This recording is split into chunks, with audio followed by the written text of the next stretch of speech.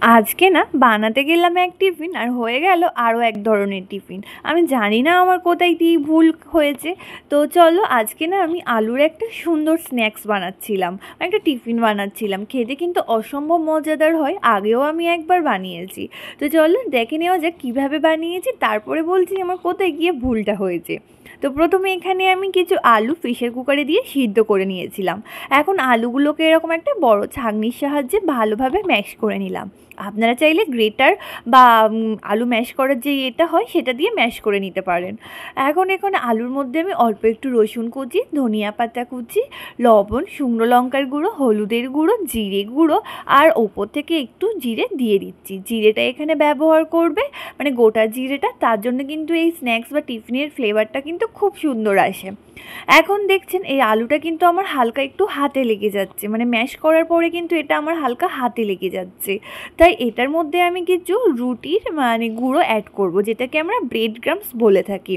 এখন আমি স্লাইস রুটিগুলোকে মিক্সারের জারের মধ্যে দিয়ে ভালোভাবে ব্রেড ক্রাম্বসটি বানিয়ে নিচ্ছি। নেওয়ার পরে এখন এই ব্রেড ক্রাম্বস থেকে আমি হাফ ব্রেড ক্রাম্বস মানে 5 থেকে 6 চামচ আমি এখানে ব্যবহার করছি, বাকিটা রেখে দিচ্ছি, পরে কিন্তু লাগবে। ভালোভাবে ব্রেড ক্রাম্বসগুলো এখন আলুর সাথে মিশিয়ে নিলে কিন্তু দেখবেন আলুটা একদম এরকম একটা ডো ফর্মে এসে যাবে। এখন আমার কাছে না বেকিংয়ের যে পেপারগুলো হয় সেটা ছিল না, তাই আমি এখানে এরকম একটা প্লাস্টিক নিয়ে নিয়েছি এটাকে র্যাপ মানে মোড়ার জন্য। এখন এই প্লাস্টিকটা দিয়ে এটাকে না আমি এরকম ভালোভাবে একটা হাতার সাহায্যে চেপে চেপে এরকম আমি ত্রিকোণ আকারে শেপ দিয়ে নেবো। শেপটা দেওয়া খুবই সোজা, আপনারা যখন করবেন না বা যখন বানাবেন তখন কিন্তু বুঝতে পারবেন।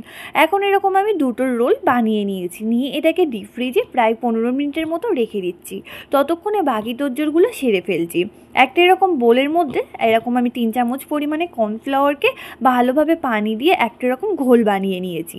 এদিকে আমার 15 মিনিট হয়ে গেছে, এখন ফ্রিজ থেকে এটা বের করে নিয়েছি, নিয়ে ছুরি দিয়ে এগুলো আমি কেটে নিচ্ছি। দেখুন কত স্মুথভাবে কিন্তু এগুলো কেটে যাচ্ছে, একদম কিন্তু কোনো শেপ এদিক ওদিক হচ্ছে না, সুন্দর একদম ত্রিকোণ শেপ নিয়ে কিন্তু এগুলো কেটে যাচ্ছে। এগুলো আপনারা এবার এরকমই ফ্রাই করে খেতে পারেন। আমি কিন্তু এই ঘোলের মধ্যে ডুবিয়ে তারপরে ব্রেড ক্রাম্বসের উপরে দিয়ে এটাকে ব্রেড ক্রাম্বসের একটা কোট করে দিচ্ছি। তো আপনারা এটা ডবল কোটও করতে পারেন, আমি এখানে সিঙ্গেল কোট করে নিয়েছি, মানে একবার ঘোলের মধ্যে ডুবিয়ে আর একবার ব্রেড ক্রাম্বসের মধ্যে দিয়ে এটাকে আমি একটা সিঙ্গেল ব্রেড ক্রাম্বসের কোট করে নিচ্ছি। আপনারা চাইলে দুবার সেম পদ্ধতিতে এরকম মোটা একটা লেয়ারের কোট করে নিতে পারেন। এখন এগুলোকে আমি একদম হাই হিটে গরম তেলের মধ্যে দিয়ে দিয়েছি। আর এই দেখুন আমার এই যে টিফিনের অবস্থাটা কি, আলুগুলো কিন্তু একদম ছড়িয়ে ছিটিয়ে চারিদিকে তেলের মধ্যে পড়ে গেছে। আমার ভুলটা কি হয়েছে, তেলের মধ্যে আমি একেবারে অনেকগুলো একসাথে দিয়ে ফেলেছি, যার কারণে হিটটা একদম নর্মাল মানে কমে গেছে, যার কারণে আলুগুলো কিন্তু আর বান্ডিং হয়নি। আলুগুলো